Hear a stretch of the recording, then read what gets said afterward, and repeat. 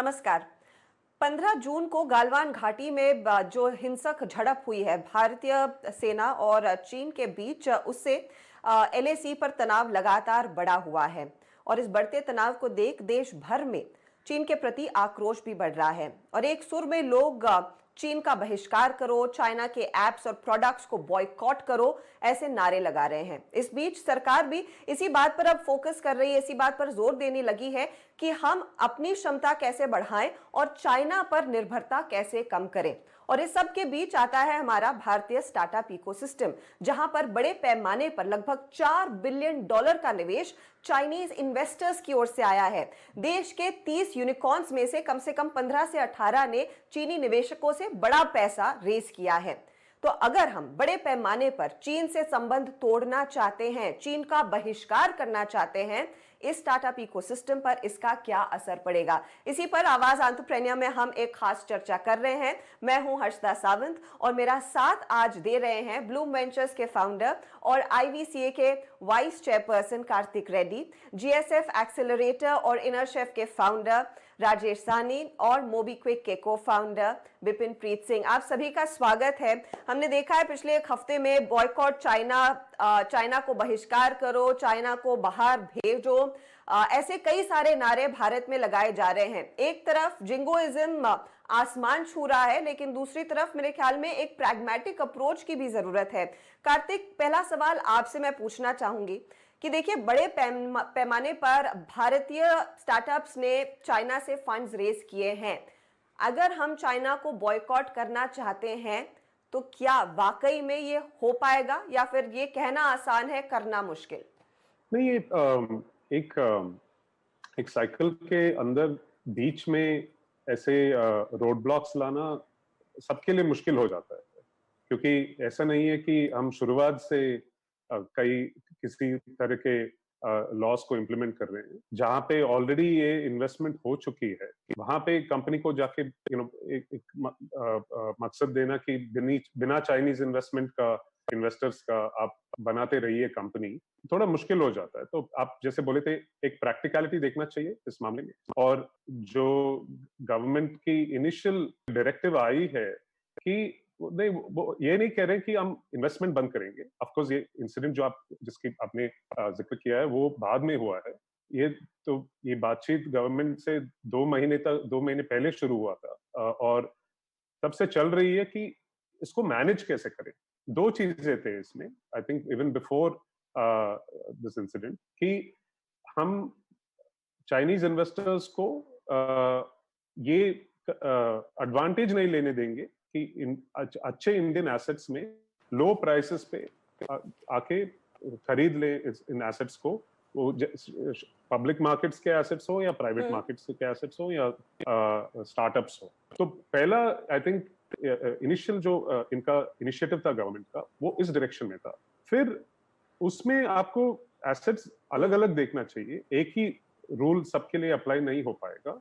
जहां पे छोटे से स्टार्टअप्स कभी इनके कुछ इन्वेस्टर्स, ये कैपिटल चाइना से आ सकती है, कुछ स्ट्रेटेजिक इन्वेस्टर्स हैं जैसे अलीबाबा और टेंसेंट, और कुछ इन्वेस्टर्स हैं जो चाइनीज ओरिजिन के हैं बट उनके पैसे चाइनीज थोड़ी हैं। वो कई दुनिया भर के इन्वेस्टर्स से, जैसे हम रेज करते हैं, वहां से रेज होके फिर इंडिया में आती है। तो इंटरनेशनल इन्वेस्टर्स को अगर आप ओपन आर्म्स, खुले हाथ इनवाइट कर रहे हैं, तो ये छोटे छोटे डिटेल्स में अगर आप फंस जाएंगे, हाई क्वालिटी मनी को ब्लॉक कर देंगे। तो हम गवर्नमेंट को ये रिप्रेजेंटेशन दिया है कि हम ऑब्वियसली फुली सपोर्टिव ऑफ जो भी इंडियन गवर्नमेंट चाहती है, बट ऐसे क्लैरिटी दे हमें कि कौन सा कैपिटल कहाँ कितने परसेंटेज ऑफ कंपनी को खरीद सकती है। ओके, तो क्लैरिटी की मांग आपने सरकार के सामने रखी है। राजेश, इस पर मैं आपकी राय लेना चाहूंगी, क्योंकि देखिए, आपका एक्सेलरेटर कई कंपनियों को बैक करते आया है, आपने कई स्टार्टअप से बात की है, ऑफ लेट गाइड भी कर रहे हैं। स्टार्टअप्स के बीच मूड क्या है, क्योंकि ऐसे कई लोग हैं जिन्होंने पैसा रेज किया और उसका आधा मिला, बाकी आधा आना बाकी है। इस तरह की स्थिति में एक स्टार्टअप फाउंडर तो दुविधा में फंसी जाएगा कि मेरे आगे के निवेश का क्या होगा, मेरे आगे के स्केल प्लान का क्या होगा। आप किस तरह की क्लैरिटी चाहेंगे? क्या आपको लगता है कि चाइना से संबंध तोड़ना आसान है? देखिए, we are living in an interconnected world where जहाँ पे चाइना ने पिछले 15-20 साल में बहुत अच्छी प्रोग्रेस करी है टेक्नोलॉजी में। एंड एज यू सेड कि उन्होंने $4 बिलियन इंडियन स्टार्टअप इकोसिस्टम में पिछले 5 साल में लगाया है। तो मेरा विचार ये है कि हमें अगले 10 से 25 साल तक देखना है और अपने टेक्नोलॉजी इकोसिस्टम को अपने पैरों पे खड़ा करना है। ये हमारी सबसे बड़ी प्रायोरिटी है। Of course we need capital, Indian capital चाहिए, अमेरिकन कैपिटल भी चाहिए, यूरोपियन भी चाहिए और चाइनीज भी चाहिए। और अगर आप चाइना में भी देखें, उन्होंने भी अपनी ऐप इकोनॉमी जो है बाहर के कैपिटल से ही बनाई। अमेरिकन इन्वेस्टर्स को उन्होंने इन्वेस्ट करने दिया और उनको पैसे बनाने दिए, बट उन्होंने अमेरिकन इन्वेस्टर्स को कभी अपने जो बड़े एसेट्स हैं उनको ओन नहीं करने दिया। अलीबाबा अभी भी जैक मा ही ओन करते हैं, टेंसेंट पोनी मा ही ओन करते हैं। तो ये स्ट्रेटजी में नुआंस लाना इंडियन गवर्नमेंट के लिए बहुत जरूरी है। मेरा पर्सनल विचार है कि जो investments which are within a prescribed norm, let's say 25%, 30%, without having any strategic control of our big companies, it should be welcome, and in fact we should welcome capital from across the world। तो वो हमारी जरूरत है। But उसके अलावा हमें एक और चीज देखनी है कि हम चाइना के डिजिटल स्लेव ना बन जाएं। ये बहुत बड़ा रिस्क है, बिकॉज सबसे जरूरी इकोनॉमी का पार्ट हमारा है tech economy. Technology and digital economy will contribute 25% of our GDP. We are building a $1 trillion economy, tech economy in India. वो हम उनको एक प्लेट पे ना दे दें। अभी आप देखिए हमारा मोबाइल इकोसिस्टम, हमारी 5G टेक्नोलॉजी, 5G टेक्नोलॉजी में तो जैसे हुआवी, ZTE जैसी कंपनीज हैं, उनके बहुत घनिष्ठ रिलेशनशिप है कम्युनिस्ट पार्टी से। तो उसमें हमें देखना चाहिए कि हमारा national safeguard security is protected. Then mobile में देखिए अभी 90% कंपोनेंट्स चाइना से आ रहे हैं। ये बहुत बड़ा रिस्क है हमारी सप्लाई चेन पे। हमें एक अपॉर्चुनिटी मिल रही है कि हम एक ऑल्टरनेट सप्लाई चेन चाइना की बनाए मोबाइल पार्ट्स के लिए। Future will belong to digital world, and उसको हम एक प्लेटर पे चाइना को दे रहे हैं, वो तो भी फेयर नहीं है। और इसी की वजह से $60 बिलियन ट्रेड सरप्लस ये इनफैक्ट एक बहुत इंपॉर्टेंट पॉइंट आपने रेज किया कि हमारे सामने एक अच्छी खासी अपॉर्चुनिटी है। हम चीन को जो मौके दे रहे हैं, अपने आप को भी दे सकते हैं, भारतीय एंटरप्रेन्योर्स, भारतीय इकोसिस्टम को दे सकते हैं। इस पर मैं विपिन की राय लेना चाहूंगी। विपिन, इनफैक्ट ये पूरा जब मामला सुर्खियों में आने लगा, मुझे याद है आपने एक ट्वीट डाला था कि देखिए हम एक ऐसी कंपनी है जो कंप्लीटली मेड इन इंडिया है और हमने बिल्कुल चाइनीज पैसा रेज नहीं किया है। आई एम श्योर आपको गर्व है कि आपने चीन से बिल्कुल संबंध नहीं रखे हैं, लेकिन इस समय एज एन इन्वेस्टर आपके कई सारे पियर्स हैं, दोस्त हैं, जिन्होंने विदेशों से बड़े पैमाने पर पैसा रेज किया है, चाइनीज मनी उनकी कंपनियों में है। उनका क्या आपको लग रहा है कि उन्हें संबंध पूरी तरह से तोड़ देने चाहिए, यहां से आगे चाइना से फंड्स नहीं रेज करने चाहिए? हर्षदा, मेरा ये व्यू है इसमें कि हमें कोई भी नीजक रिएक्शन नहीं करनी चाहिए। हमें कोई भी ऐसी रिएक्शन नहीं करनी चाहिए जो जिसमें मैंने देखा वीडियोस में लोग वायलेंस तक उतर आए हैं एंड टीवी तोड़ रहे हैं एंड हम अलग अलग तरह की चीज़ों के बारे में बात कर रहे हैं। आई थिंक जैसे कि राजेश जी ने कहा कि इकोनॉमी आजकल काफ़ी इंटरकनेक्टेड है, वर्ल्ड इकोनॉमी अलग अलग जगह से कैपिटल आता है, बट आप अपनी देश की जो रियलिटी है उसको इग्नोर नहीं कर सकते। हमारे देश की रियलिटी ये है कि हम एक बहुत बड़ी कंज्यूमर मार्केट हैं, बट अभी तक हमने कोई बहुत बड़े ग्लोबल लेवल के कोई कंपनीज टेक्नोलॉजी में नहीं बनाए हैं। हमने सॉफ्टवेयर आउटसोर्सिंग में कंपनीज बनाई हैं, इन्फोसिस बनाया है, TCS बनाया है, वर्ल्ड क्लास कंपनीज बनाई हैं। बट आप इंडिया की स्टॉक मार्केट में जाके देखिए या यूएस की स्टॉक मार्केट में जाके देखिए, क्या आपका कोई अलीबाबा, क्या आपका कोई टेंसेंट, क्या आपका कोई बाइडू, क्या आपका कोई बाइटडांस है? उसका आंसर सिंपल है कि इंडिया की तक कोई भी कंपनी आत्मनिर्भर नहीं बन पाई है। तो आत्मनिर्भर नहीं बन पाई है। हमने लिबरलाइजेशन 90s में शुरू किया था, अभी 20-25 साल होने लगे हैं, तो हम दूसरे एक्सट्रीम में नहीं जा सकते। हम अपनी मार्केट, एंड ये सिर्फ चाइना के स्पेसिफिक नहीं है, ये आई थिंक अदर मार्केट्स के जो बड़े बड़े प्लेयर्स हैं, जैसे यूएस के बड़े बड़े प्लेयर्स हैं, उनके लिए उनके हिसाब से भी रेलेवेंट है कि आप आपके देश की जो नंबर 1 टेक कंपनीज होंगी हर फील्ड में, क्या वो रियली इंडियन कंपनीज हैं, या वो रिमोट कंट्रोल द्वारा माइनॉरिटी हो या मेजॉरिटी ओनरशिप हो, वो रिमोट कंट्रोल द्वारा दूसरे देशों से चलाई जा रही है। एंड ये आप ई कॉमर्स में देख सकते हैं, ये आप पेमेंट्स में देख सकते हैं। आई थिंक ये हमारे लिए थोड़ी शौक की का विषय है। इसके रेलेवेंस में मैंने ये ट्वीट किया था कि आप इंडिया की इतनी बड़ी डिजिटल पेमेंट्स मार्केट है, प्रधानमंत्री ने पिछले 5 साल से इतना फोकस किया है कि डिजिटल पेमेंट्स इंडिया में अडॉप्ट होने वाली है। क्यों ऐसा है कि मोबीक्विक अकेली एक ऐसी कंपनी है जो इंडियन रन है, इंडियन ओन्ड है और मार्केट में अभी खड़ी है, और बाकी सब कंपनीज किसी ना किसी फॉरेन एंटिटी की रिप्रेजेंटेटिव हैं। इन अ वे उनकी एक एंटिटी है जो कि इंडिया में। मैं इस पर कार्तिक की राय चाहूंगी। कार्तिक, ये जो बाकी कंपनियां हैं, बिपिन इज बीइंग पोलाइट, वो नाम नहीं ले रहे हैं, पेटीएम ने बहुत बड़ा पैसा हमने देखा है अलीबाबा से रेस किया हुआ है, एंड फाइनेंशियल से रेस किया है, जोमैटो का बड़ा निवेश चाइनीज कंपनी से आता है। ये बताइए, ये ओनरशिप का जो मुद्दा है, क्या यहाँ से आगे क्या एक अगली टर्न ले सकता है? क्योंकि सभी लोग इस समय ये चाहते हैं कि हमारी कंपनियों पर हमारा हक होना चाहिए, भारतीय निवेशकों का हक होना चाहिए, ना कि किसी और दूसरे बाहर के बड़े निवेशक का। आप इसे कैसे देखते हैं? दो तीन अलग पॉइंट है इसमें। बिपिन जी जो कह रहे हैं वो ये कह रहे हैं कि सिर्फ पेटीएम नहीं, बट आप देखें अगर फोन पे है या फेसबुक पे है, गूगल पे है, ये सारे अमेरिकन कंपनीज भी काफी इस मार्केट पे कब्जे लेंगे, क्योंकि उनको हमने ओपन हाथों से इनवाइट किया है इस कंट्री में, और हम देते गए हैं किसी ना किसी ग्लोबल कंपनी को। ये हो सकता है कि वो चाइनीज हो या वो अमेरिकन हो। दूसरी पॉइंट ये है कि वो एक देश के लिए एक रूल, दूसरा देश के लिए एक रूल, वो ट्रिकी हो जाता है, क्योंकि वो कंट्रोल जो है ये कहलाया जा सकता है कि वाइल एक कंपनी चाइनीज है बट वो लिस्टेड अमेरिका में है, वो it is accountable to global shareholders, तो वो क्या माना जाएगा, ये सब ट्रिकी हो जाता है। तो आप the bigger point that you raised वो सही है कि जब हमें मार्केट लीडर बनाना है तो why are we making more Indian market leaders, and जो लॉज और स्टॉक मार्केट लिस्टिंग कंडीशंस है, ये सब एनकरेज क्यों नहीं कर रहे हैं कि हम और आगे से और पहले, नॉट वेट फॉर बाहर का पैसा आके हमें बचाए, जितना अर्ली हो सके वहां जाके हम अपने खुद पब्लिक मार्केट्स और प्राइवेट मार्केट्स इंडिया में टैप करके वहां से बड़ी कंपनी क्यों नहीं बना सकते।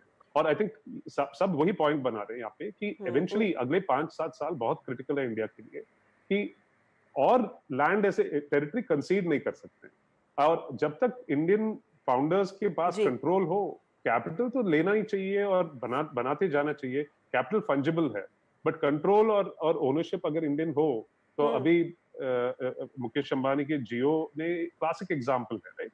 अपने $15 बिलियन रेज किया है, प्रिडोमिनेंटली मिडिल ईस्ट और यूएस में। इसमें कोई खराबी नहीं कि एक कंट्री का कैपिटल है या दूसरे का, बट ये दिखाया गया है कि you can build India's number 1 company in a space, और उसमें हमारी कंट्रोल ही हो सकती है, और ऐसे हर कैटेगरी में हमें बनाना चाहिए।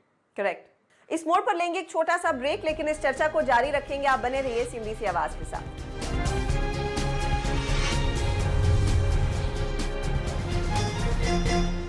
Welcome back. आप देख रहे हैं आवाज एंटरप्रेन्योर, और आज हम चर्चा कर रहे हैं कि क्या हम चाइनीज पैसे को गुड बाय गुड लक कह सकते हैं, और इसका इंपैक्ट स्टार्टअप इकोसिस्टम पर क्या रहेगा। मेरे साथ इस चर्चा में हैं ब्लूम वेंचर्स के कार्तिक रेड्डी, GSF एक्सेलरेटर के राजेश साहनी और मोबीक्विक के को-फाउंडर बिपिन प्रीत सिंह। ठीक है, हम इस समय कह रहे हैं कि आप एक ऐसा प्लेइंग फील्ड बनाएं भारत में कि ज्यादा से ज्यादा भारतीय कंपनियां ग्रो हो सके। कुछ ब्यूरोक्रेटिक रीजंस रहे हैं, वो हम अब तक नहीं कर पाए हैं, कई सारी चीजें अटकी हुई हैं पाइपलाइन में, रेड टेप में।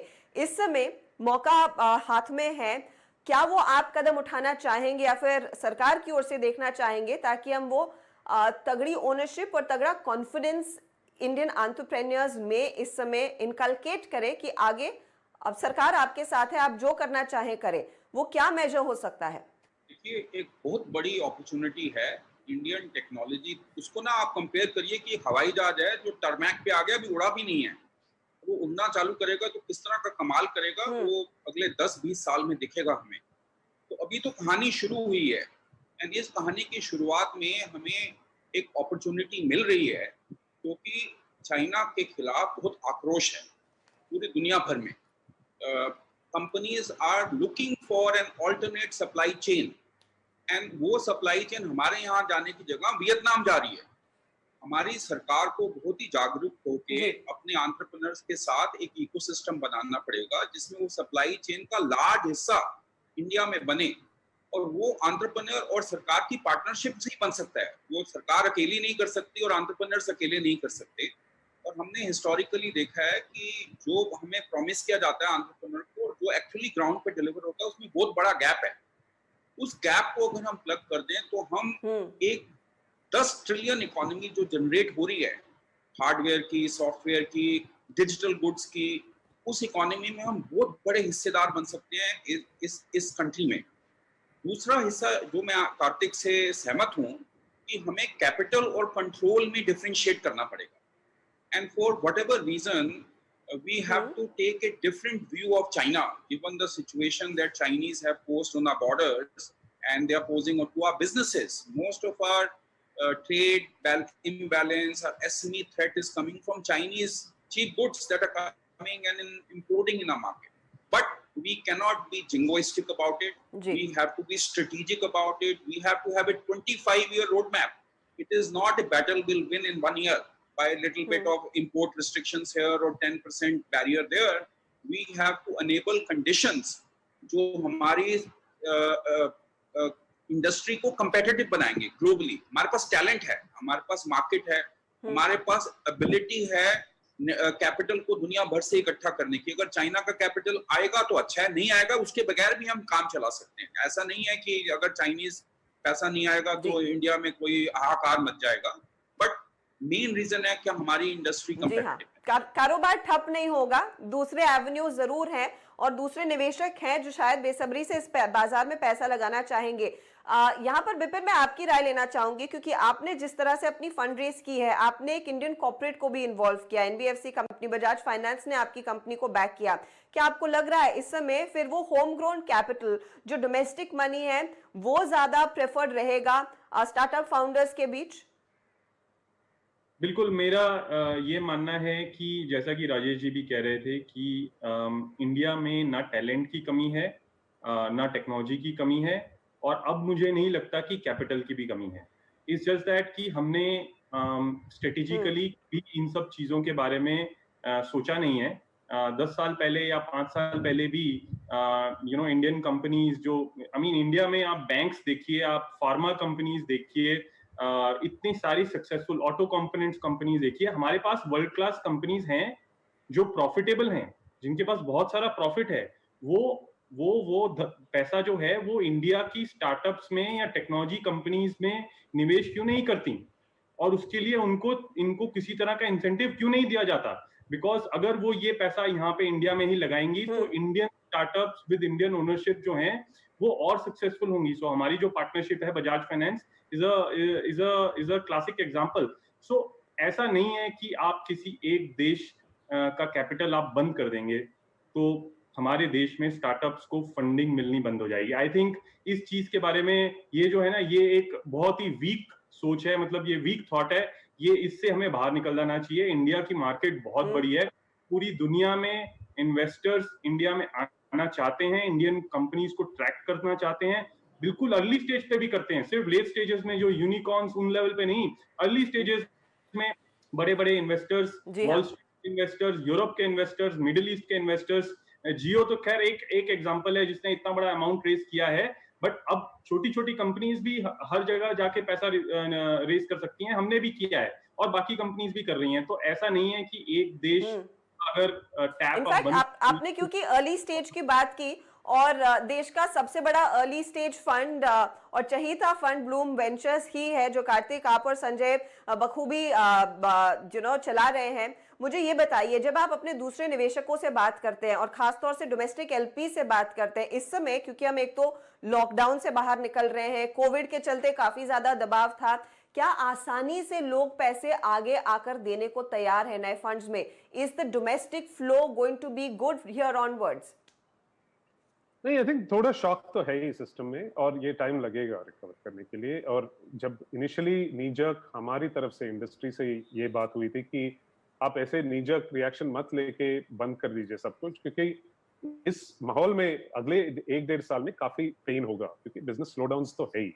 तो अगर कैपिटल का पाइप भी आप कहीं ना कहीं थोड़ा से चोक कर दे, ये नहीं कि मैं मानता हूँ कि 15-20% से ज्यादा कैपिटल उस डायरेक्शन से नहीं आएगा चाइना से, बट एवरी रुपी काउंट्स ऐसे एनवायरनमेंट में।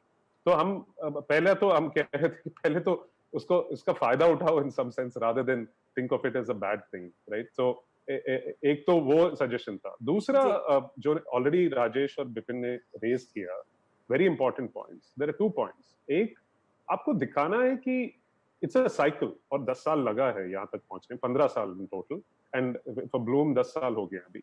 और हम उस टाइम फ्रेम में ये समझ में आता है कि एवेंचुअली इन्वेस्टर पैसा देता है जब पैसा बनता है। तो इंडिया में वो टेक में बहुत सारे एग्जिट्स और आईपीओज और एमएनडीज हुए हैं, बट नहीं हुए कि वो उतना कॉन्फिडेंस के साथ सब आने के लिए लाइन लगे हुए, और वो क्रिएट करना है हमें, वो एनवायरनमेंट तो क्रिएट करना ही पड़ेगा। दूसरा, इंडियन मनी को उत्साहित करके स्टार्टअप्स में डालने के लिए टैक्स कुछ ना कुछ इंसेंटिव देना ही है। As of today private companies में after the startup program is been started 4 साल पहले, अभी भी आपको शक लग के आप उनको सेपरेटली ट्रीट नहीं कर पा रहे हो, उनको कैपिटल गेन्स का पैरिटी नहीं दे पा रहे हो पब्लिक मार्केट से, तो कहां से इंसेंटिव होगा कि हम इस पे पैसे डालें और रिस्क कैपिटल लें? Highest risk capital, highest level of new employment is being created by startups. आधा से ज्यादा पैसा वापस इनकम टैक्स में ही आ जाता है वापस गवर्नमेंट के पास। अब 10 साल के बाद के कैपिटल गेन्स के चिंता में कि कोई ना कैपिटल गेन्स गलती से नहीं बना दे, उस हिसाब देखेंगे तो आप you are missing the wood for the trees. Basically अच्छा खासा मौका है कि आप इंडियन कैपिटल को चैनलाइज करें बहुत into this startup ecosystem, but you have to make a revolutionary reform. ऐसे बैठे बिठाए आप बोलेंगे नहीं मेरा 2027 में 1000 करोड़ का कैपिटल गेन्स निकल जाएगा, you're missing like इतना बड़ा पिक्चर आप मिस कर रहे हो। hundreds of thousands of crores of value can be created, और आप वो एक कंपनी का प्रॉफिट पे कितना कैपिटल गेन्स बन सकते हैं वो गिनती करते हैं। सो दीज आर जनरली, हम अभी नहीं, कोविड के पहले, चाइना के पहले, हम 5 साल से यही कह रहे हैं गवर्नमेंट को कि आप अनलीश करो इस पावर को। ये जो टैलेंट और टेक्नोलॉजी के साथ कैपिटल भी इंडिया से जनरेट करो, ये और हिम्मत दीजिए इंडियन कैपिटल को, and we will be world beaters. But वो हुआ नहीं है। तो शायद ये सरकार के सामने फिर से एक और मौका आ रहा है चाइना के थ्रू ही सही, कि देखिए आपको अब ऐसा माहौल क्रिएट करना है कि डोमेस्टिक कैपिटल को और बढ़ावा दिया जाए। और खास बात से जो टैक्सेशन की अब बात कर रहे हैं, जो लगातार हम हर साल चर्चा करते हैं, लेकिन वो पैरिटी नहीं मिल पा रही है रिस्क कैपिटल को इस समय शेयर मार्केट के निवेश के सामने, वो होपफुली होता हुआ दिखाई दे। इस चर्चा को हम लंबा खींच सकते हैं क्योंकि कई सारे मुद्दे हैं बात करने के लिए, लेकिन वक्त की कमी है मेरे पास, तो मैं आज यहीं पर आप सभी से इजाजत लूंगी। बिपिन, राजेश साहनी और कार्तिक, आप तीनों का बहुत बहुत शुक्रिया इस खास चर्चा में जुड़ने के लिए। धन्यवाद। इसी के साथ वक्त हो रहा है एक ब्रेक का। आप बने रहिए CNBC आवाज के साथ। नमस्कार।